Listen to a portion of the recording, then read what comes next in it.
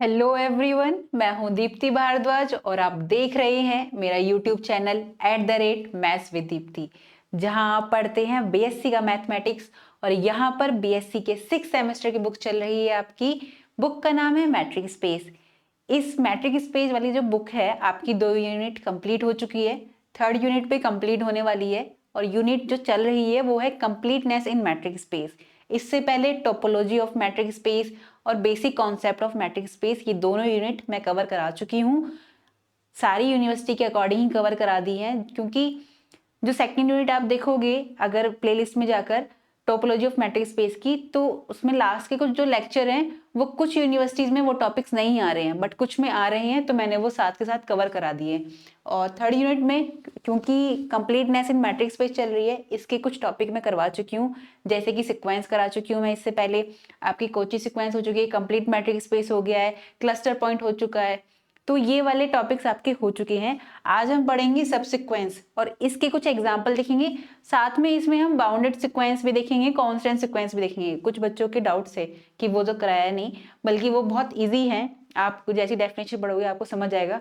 जिन्होंने पहले की मेरी प्लेलिस्ट देख रखी है, फर्स्ट और सेकंड वाली, जो कि यूनिट 1 और यूनिट 2 की है, तो उन्हें बाउंडेड मैट्रिक स्पेस और अनबाउंडेड मैट्रिक स्पेस उसके साथ के साथ ही है ये सिक्वेंस भी, कि बाउंडेड सीक्वेंस क्या होता है, कांस्टेंट सीक्वेंस क्या होता है।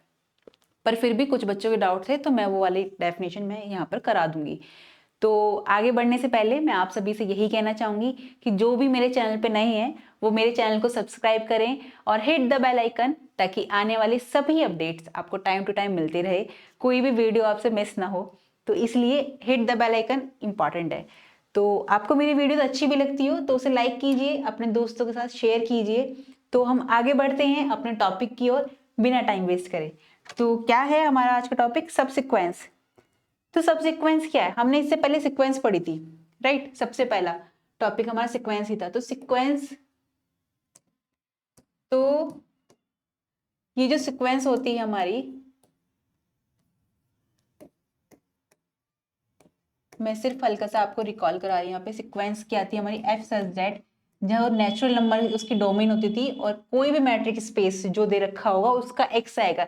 अगर रियल नंबर मैट्रिक स्पेस दे रखा है, यानी कि अगर हमें आर डी मैट्रिक स्पेस दे रखी है, आर डी मैट्रिक स्पेस दे रखी है, तो यहाँ पे आर पे टेंस होगा। अगर हमें रेशनल मैट्रिक स्पेस दे रखी है तो यहाँ पर रेशनल उसकी रेंज होगी। और अगर हमें कॉम्प्लेक्स नंबर दे रखा है तो कॉम्प्लेक्स नंबर का सेट होगा यहाँ पर, ठीक है।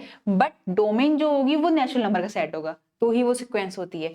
तो वो सिक्वेंस थी हमारे जिसमें जो ये एफ एन था वो एस एन की तरह था। कैसे कि एफ एन सॉरी था वो एस एन था। कैसे कि F1 S1, F2 जो टर्म आती थी वो S2, ऐसे ही F3 जो आएगी वो S3 थी, ठीक है। ये तो थी सिक्वेंस। अब बात हो रही है सब सिक्वेंस की। वैसे तो डेफिनेशन में ही छुपा है कि सब सिक्वेंस क्या है। जैसे कि हम ग्रुप के लिए सब ग्रुप देखते थे, यानी उसके अंदर का एक सेट देखते थे, सबसेट। हम सबसेट पे ही बात करते थे। ऐसे ही जो सिक्वेंस हमें दे रखी होगी ना SN, उसी में से कुछ पार्ट उठा लेंगे। जैसे मेरे पास ये सिक्वेंस है जिसमें S1, S2, S3, S4 ये टर्म्स आ रही हैं, और जो इसकी सबसिक्वेंस मैंने मान ली, यहाँ पे TN नाम दे दिया मैंने उस सिक्वेंस का। यानी ये इसकी सबसिक्वेंस कब होगी?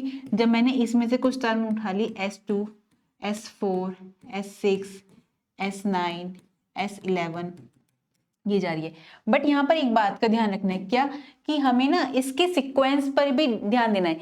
यानी कि ऐसा नहीं हो सकता कि जैसे कि ये 2 है, कि जैसे अगर मैं ये ले लूं कि S2, S8 और S3 और फिर S11 और फिर S5, क्योंकि ये जो टर्म्स आ रही है ना ये वाली, ये मोनोटोनिकली क्या होगी? स्ट्रिक्टली मोनोटोनिकली नहीं, स्ट्रिक्टली इंक्रीजिंग टर्म्स में होगी। अब यहाँ पे क्या 2 आ गया, 2 के बाद 8 आ गया, ठीक है, 8 के बाद 3 आ गया, तो ये स्ट्रिक्टली इंक्रीज नहीं हो रही, इंक्रीजिंग ऑर्डर में नहीं है। यानी वो जो ऑर्डर होना चाहिए ना इनका, जो टर्म्स हम ले रहे हैं सब सिक्वेंस में, इस सिक्वेंस में से जो टर्म्स हम ले रहे हैं वो इंक्रीजिंग ऑर्डर में होना चाहिए, स्ट्रिक्टली इंक्रीजिंग ऑर्डर में।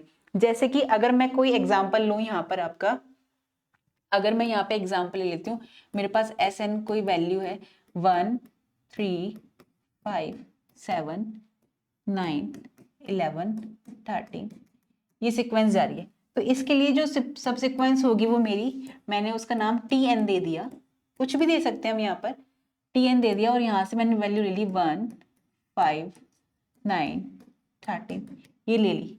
तो ये मेरी सब सीक्वेंस होगी, क्योंकि ये एक तो स्ट्रिक्टली इंक्रीजिंग ऑर्डर में जा रही है, यानी कि ये कौन सी टर्म्स है मेरी, अगर यहां से देखा जाए, ये देखो, ये मेरा S1 है, ये S2, ये S3, ये S4, ये S5, ये S6, ये S7 टर्म्स हैं, राइट। और यहाँ पे ये जो टर्म आ रही है S1 है, और ये कौन सी आई मेरे पास, फिर ये S3 टर्म है, ये कौन सी टर्म है मेरे पास 9 यानी S5 टर्म है, ये कौन सी टर्म है S7 टर्म है।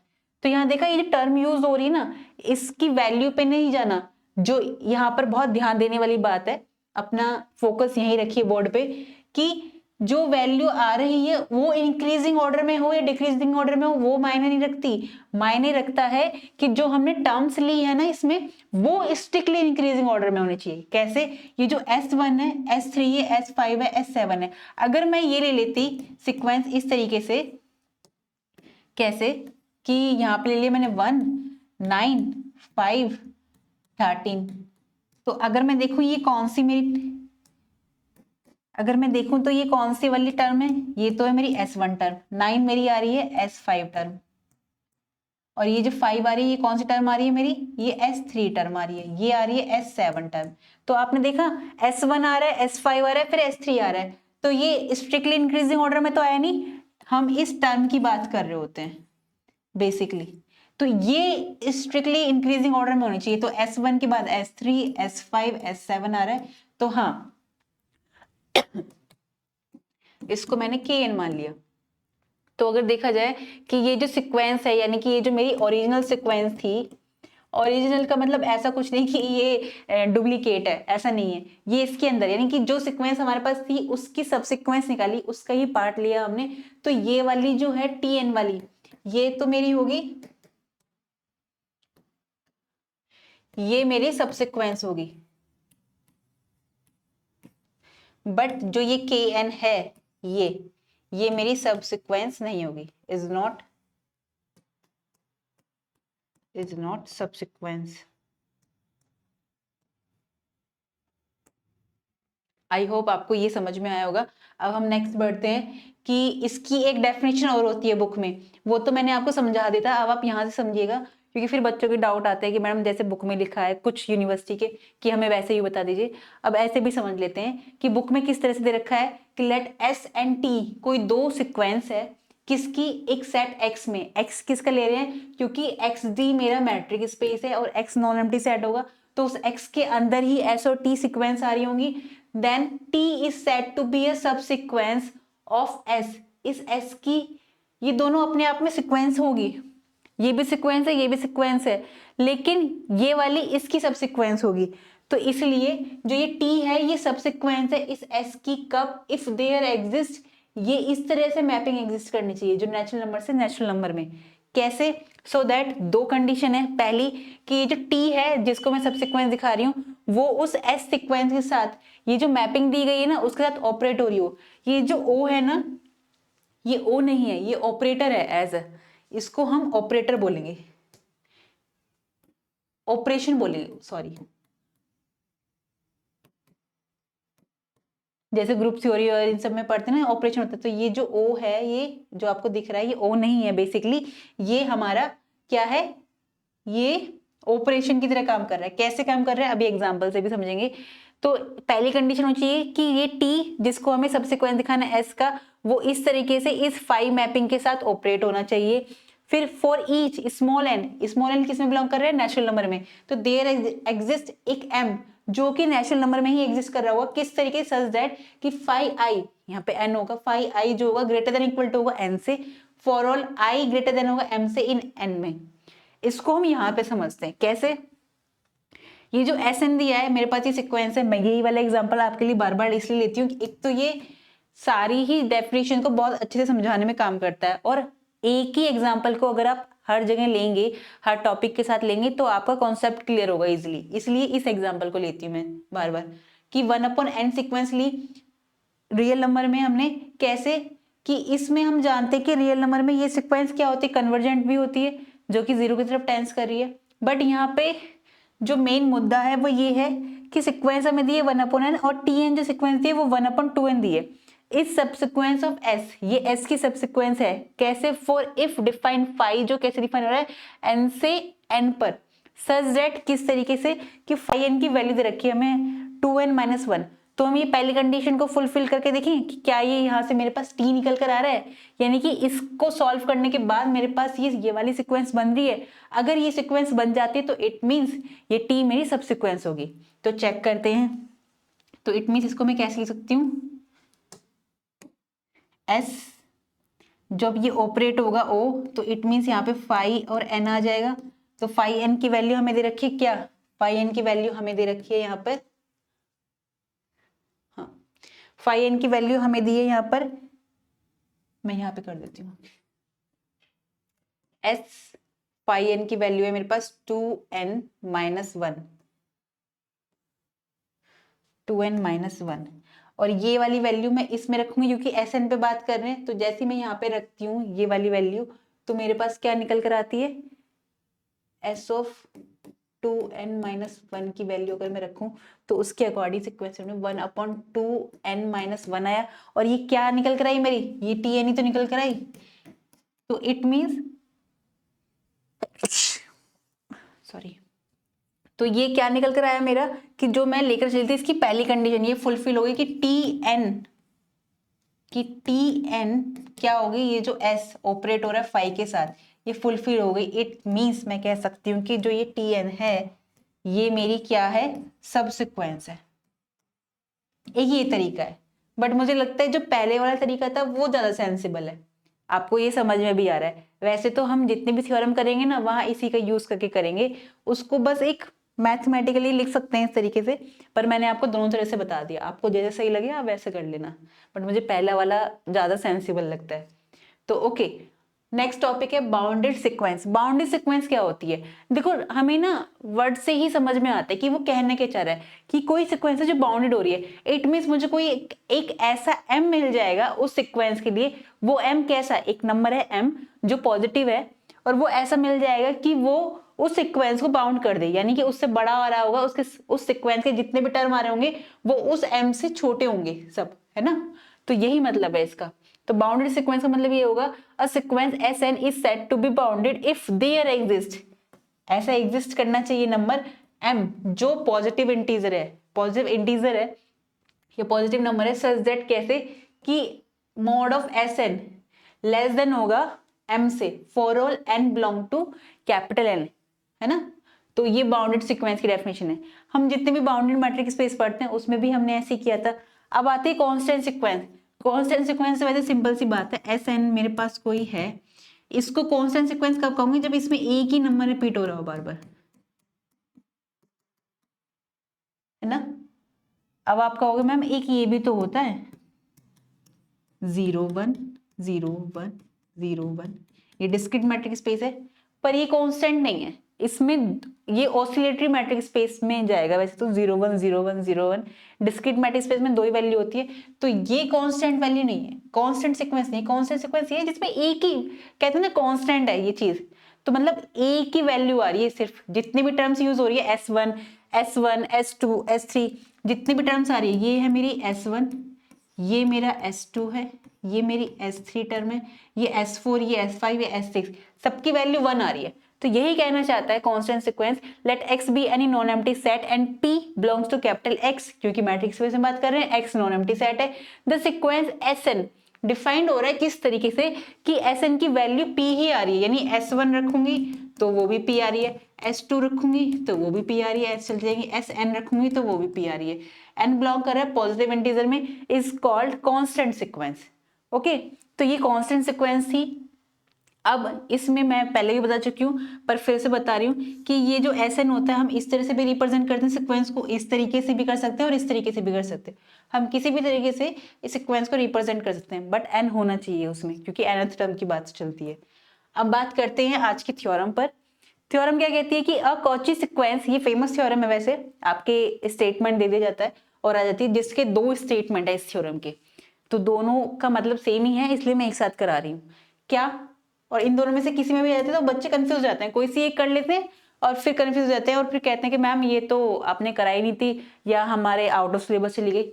ऐसा नहीं होता है, आउट ऑफ सिलेबस तो खैर नहीं, पर हाँ ये हमने करी नहीं है, बुक में नहीं थी। पर अगर आपका कॉन्सेप्ट क्लियर है तो आप ऊपर के स्टेटमेंट से ही समझ जाओगे कि नीचे का स्टेटमेंट ये भी हो सकता है। तो यही खेलता है, जैसे जैसे आप ग्रेजुएशन पोस्ट ग्रेजुएशन लेवल पर आते हो तो आपको समझ में आने लगता है कि अच्छा जो इन्होंने हमने करा है ना, सिर्फ ये नहीं कि हमने जो लाइन स्टेटमेंट पढ़ी है वो ही आ जाएगी या हमसे वही पूछ लेंगे, उसे घुमाकर पूछ लेंगे और फिर हमें पता होगा कॉन्सेप्ट क्लियर है तो हम इजीली कर लेते हैं। ठीक है, तो इसलिए मैं यहाँ पर कॉन्सेप्ट पे बात करती हूँ, कॉन्सेप्ट क्लियर होना इंपॉर्टेंट है। आपके एग्जाम्पल और थ्योरम्स तो आप अपने आप भी कर लोगे और यहाँ पर मैं आपकी हेल्प भी करती हूँ। ओके, तो बढ़ते हैं हम अपने टॉपिक पे कि थ्योरम क्या कहती है कि a Cauchy sequence in a metric space is convergent if and only if, दोनों तरफ से if and only if it has a convergent sequence, subsequence. कहने का मतलब सिर्फ इतना सा है कि कोई कोची सीक्वेंस है मैट्रिक स्पेस में जो कन्वर्जेंट है, किसी मैट्रिक स्पेस में कोई कोची सीक्वेंस है जो कन्वर्जेंट है, तो इफ एंड ओनली इफ उस सीक्वेंस, वो जो सीक्वेंस है ना वो अपनी सब सीक्वेंस भी उसकी जो होगी वो कन्वर्जेंट होगी, ये कहने का मतलब है। और अगर कोई सीक्वेंस अपनी सब सीक्वेंस, किसी सीक्वेंस की सब सीक्वेंस कन्वर्जेंट है तो इट मीन्स वो कोची सीक्वेंस होगी जो कि कन्वर्जेंट हो रही होगी उसी मैट्रिक स्पेस में। अब इतने पार्ट का मीनिंग आपको अगर समझ में है तो ये किसकी डेफिनेशन है, ये कंप्लीट मैट्रिक की डेफिनेशन है। अ मैट्रिक स्पेस इज कंप्लीट, क्योंकि कंप्लीट मैट्रिक स्पेस में क्या होता था कि every Kochi sequence is convergent, तो वो सब स्पेस मेरा कंप्लीट मैट्रिक स्पेस होता था और ये उसी पे बात कर रहे हैं। तो मैं ये भी तो कह सकती हूँ कि एक मैट्रिक स्पेस है जो कंप्लीट है if and only if Kochi sequence in it has convergent subsequence, कि जो ये कोची सीक्वेंस है ये अपनी कन्वर्जेंट सबसीक्वेंस रख रही है। तो अब हम इसको प्रूफ करते हैं कैसे, कि पहला पार्ट लेके चलते हैं, पहला पार्ट में लेके चलती हूँ क्योंकि if and only if he condition है। तो पहले मैं क्या लेके चलूंगी, पहले मैं लेके चलूंगी कोई सीक्वेंस एस एन है जो कोची सीक्वेंस है, कोची सीक्वेंस है इज कन्वर्जेंट, देन मुझे क्या प्रूफ करना है, ये लेके चल रही हूं तो मुझे प्रूफ करना है कि it has a convergent subsequence, right, subsequence. तो हमें यहाँ पे क्या प्रूफ करना है, वैसे तो ये प्रूफ करा ही है, कैसे, क्योंकि जितनी भी कोची सीक्वेंस है इन्होंने दे रखा है कि एस एन क्या है मेरे पास, एस एन मेरे पास कोची सीक्वेंस है जो कि कन्वर्जेंट है, जो कि हम लेके चल रहे हैं पहला पार्ट। फिर हमें दिखाना है कि इसकी जो सब सीक्वेंस है वो भी कन्वर्जेंट होगी, यानी कि ये अपने आप में क्या रख रही होगी, कन्वर्जेंट सब सीक्वेंस रख रही होगी। तो अगर मैं यहाँ पे ये वाली बात कहूँ कि जो ये एस एन है इन पर्टिकुलर,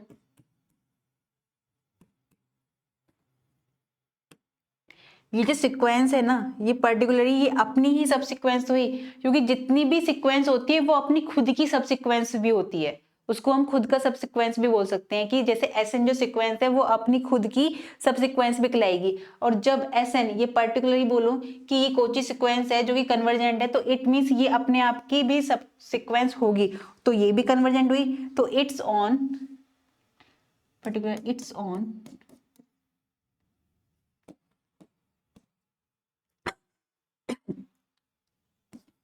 subsequence and given, क्या दे रखा है हमें कि ये जो सीक्वेंस दे रखी है ये खुद क्या दे रखी है, given that is convergent। तो पहला पार्ट तो हमारा बहुत इजीली सॉल्व हो गया, सिर्फ समझने के बात है, कॉन्सेप्ट ही है ये कि कोची सीक्वेंस है जो अपने आप में कन्वर्जेंट है। तो हम एक बात जानते हैं, जो खुद जो सीक्वेंस होती है वो खुद अपने आप की सब सीक्वेंस होती है, और इन्होंने हम लेके चले कोची सीक्वेंस कन्वर्जेंट है, तो इट मीन्स ये क्या रखती होगी, अपनी कन्वर्जेंट सब सीक्वेंस रखती होगी। और जब मैंने इसी को खुद का सब सीक्वेंस माना है और ये सीक्वेंस कन्वर्जेंट है, तो इट मीन्स ये सब सीक्वेंस भी कन्वर्जेंट होगी। अब हम सेकंड पार्ट लेते हैं। सेकंड पार्ट क्या है, कहता है हमारा, सेकंड पार्ट में हमें प्रूफ करना है कि हम लेके चलेंगे, नेक्स्ट पे ले लेते हैं। सेकंड पार्ट में हमें प्रूफ करना है कि कन्वर्जली क्या, कि अब की बार लेके चलेंगे कि ये जो कोची सीक्वेंस है कि एस एन बी कि S n be Cauchy sequence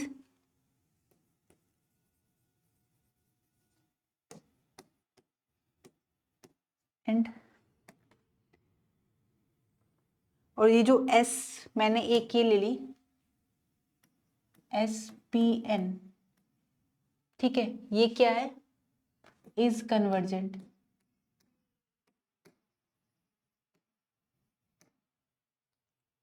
क्योंकि हम उसकी जो सबसीक्वेंस ले रहे हैं वो कन्वर्जेंट ले रहे हैं, ये कन्वर्जेंट होगी इस सबसीक्वेंस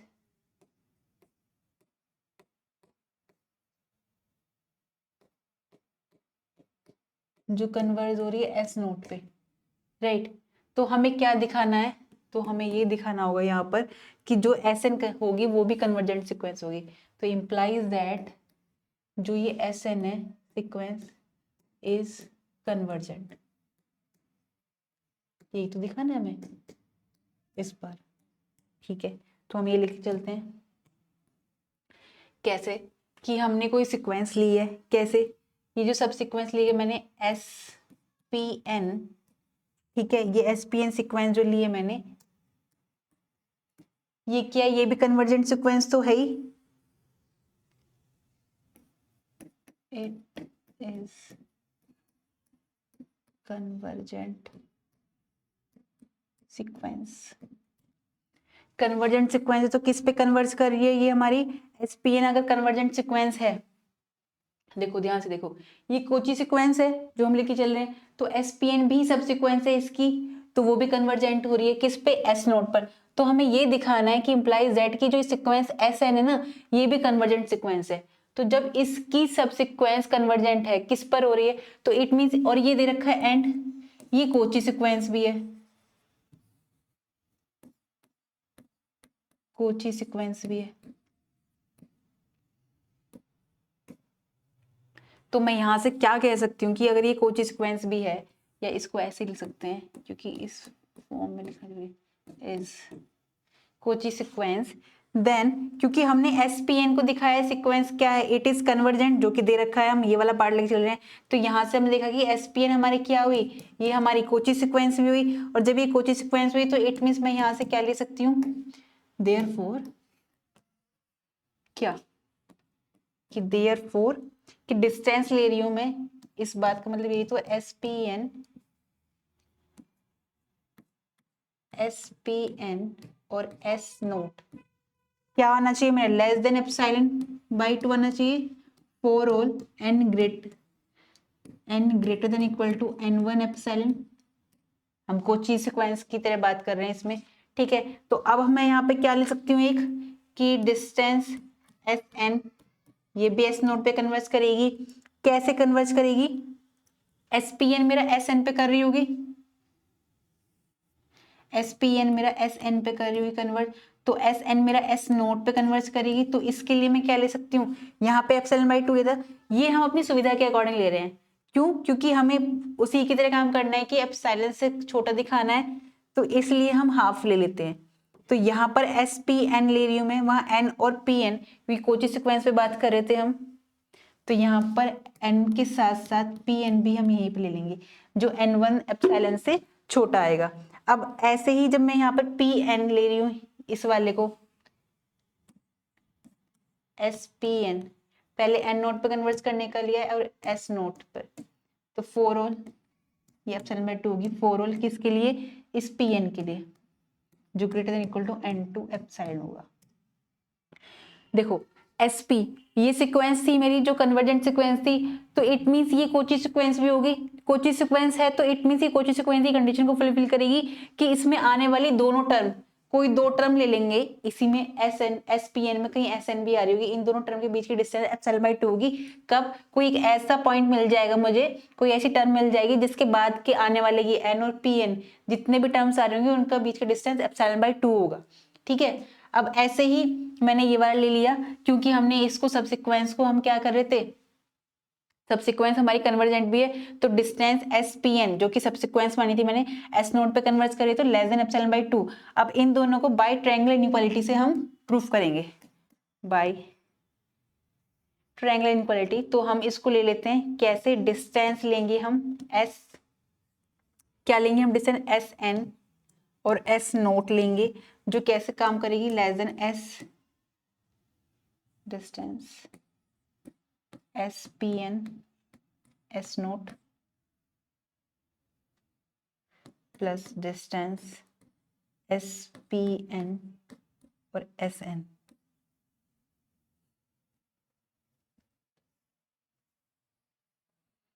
एस पी एन और S N plus distance S P N और एस नोट। अब अगर यहाँ से देखो तो मैं इसको चेंज कर सकती हूँ कैसे, डिस्टेंस एस एन और एस पी एन ले सकती हूँ बाई सिमेट्रिक प्रॉपर्टी M2 जो प्रॉपर्टी थी डिस्टेंस एस पी एन और एस नोट। ये मैंने कैसे लिया है, जो थर्ड यूनिट कर रहे हैं डायरेक्टली आए हैं जब करी इन्होंने और पहले की यूनिट नहीं देखी उन्हें यहाँ पर समझ में नहीं आएगा। ये बाई मैट्रिक स्पेस की फोर्थ प्रॉपर्टी से हुआ है और मैट्रिक स्पेस की फोर्थ प्रॉपर्टी क्या कहती है, कोई पॉइंट एक्स है कि कोई पॉइंट,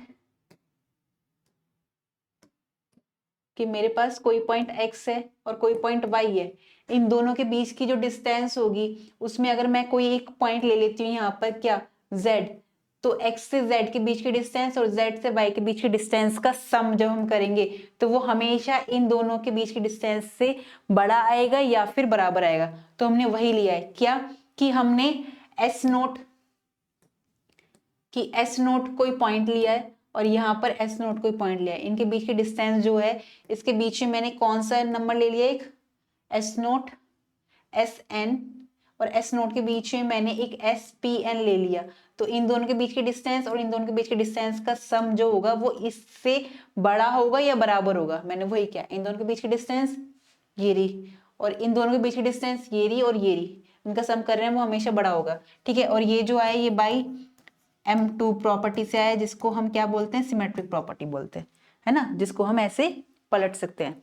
तो यहाँ पर इसकी वैल्यू क्या दे रखी है हमें, less than equal to, less than है एप्सिलॉन बाई 2 से, इसकी वैल्यू भी एप्सिलॉन बाई 2 आएगी। तो ये किसके बराबर आ गया, एप्सिलॉन के बराबर आ गया। तो यहाँ से मैंने देखा क्या कि ये स्ट्रिक्टली किसके बराबर आ रहा है, डिस्टेंस एस ऑफ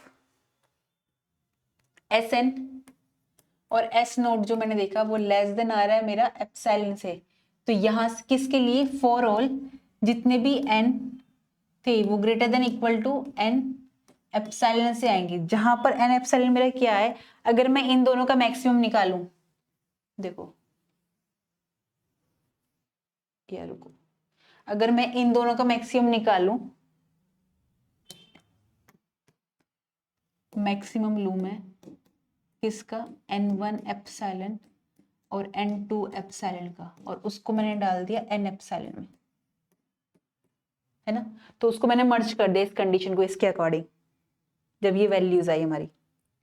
तो इट मीन्स ये क्या, ये कौन सी प्रॉपर्टी होल्ड करती है हमारी, कि हाँ यहां से मेरे को क्या पता चल गया कि जहां पर ये जो n है ये n एप्सिलॉन से बड़ा है तो ये भी कन्वर्जेंट हो गई, यानी कि एस एन मेरा कन्वर्ज कर रहा है एस नोट पर। तो इट मीन्स मुझे क्या प्रूफ करना था कि जो उसकी सबसिक्वेंस थी, मतलब जो सीक्वेंस थी वो भी कन्वर्जेंट हो रही है किस पर, वो भी एस नोट पर ही कन्वर्ज कर रही होगी। तो यहां से हमने देखा कि ये लेस देन एप्सिलॉन आ गया जहां n ग्रेटर देन है n एप्सिलॉन से।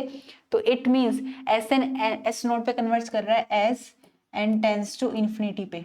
तो यहां से मैं कह सकती हूँ क्या, कि जो हमने सीक्वेंस मानी थी S n is convergent sequence, तो 10 sequence Sn is convergent sequence converges to S node, convergent sequence in X matrix space में। तो यहाँ पर मेरी जो ये प्रॉपर्टी थी, ये जो थ्योरम थी, ये हमारी क्या हो गई, प्रूफ्ड हो गई। अब मैं इस वाले को स्टेटमेंट को एक बार फिर से समझा देती हूँ कि क्या कहना चाहता है कि कोची सीक्वेंस थी मैट्रिक्स स्पेस में जो कि कन्वर्जेंट सीक्वेंस थी। अगर ऐसा है तो इफ एंड ओनली इफ, यानी दोनों कंडीशन कि both implies that if and only if it has a convergent सब सीक्वेंस। कोई सीक्वेंस है जो अपने आप में क्या है, कन्वर्जेंट सीक्वेंस है, कि कोई कोची सीक्वेंस है जो अपने आप में कन्वर्जेंट सीक्वेंस है, तो वो अपनी एक सब सीक्वेंस रखेगी जो कि कन्वर्जेंट होगी। और अगर कोई सीक्वेंस अपनी किसी सीक्वेंस की किसी सीक्वेंस की सब सीक्वेंस कन्वर्जेंट है, तो उसकी जो कोची सीक्वेंस होगी वो कन्वर्जेंट होगी।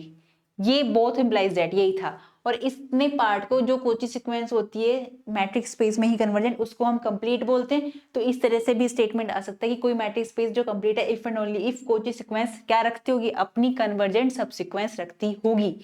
तो आज का टॉपिक आपका यहाँ पर खत्म हो जाता है। तो आई होप आपको कोई भी डाउट नहीं बचा होगा, लेकिन फिर भी किसी का कोई डाउट रह जाता है तो वो कमेंट सेक्शन में मुझसे पूछ सकता है। हम मिलते हैं नेक्स्ट वीडियो में। और आपको मेरी ये वीडियोस पसंद आ रही हो, मेरे लेक्चर्स अच्छे लग रहे हो, तो आप उसे लाइक कीजिए, अपने दोस्तों के साथ शेयर कीजिए, और जो भी मेरे चैनल पे नए हैं वो मेरे चैनल को सब्सक्राइब कीजिए, ताकि आने वाले सभी वीडियोस आपको टाइम टू टाइम मिलती रहे। तो मिलते हैं हम नेक्स्ट वीडियो में, तब तक आप पढ़ते रहिए, खुश रहिए। नमस्कार।